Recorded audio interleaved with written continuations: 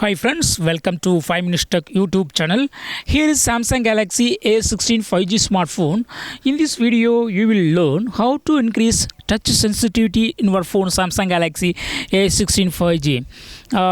If you would like to increase touch sensitivity further, yes, you can do it. What you got to do is just go to the settings of your phone here, then go to display, and here you will find touch sensitivity. Just to turn on this button to increase touch sensitivity of the screen for use with the screen protectors. Suppose if you are using any screen protector, then touch sensitivity may decrease. Okay, so in such case, if you turn on this button, touch sensitivity will be more smoother than like before. Okay.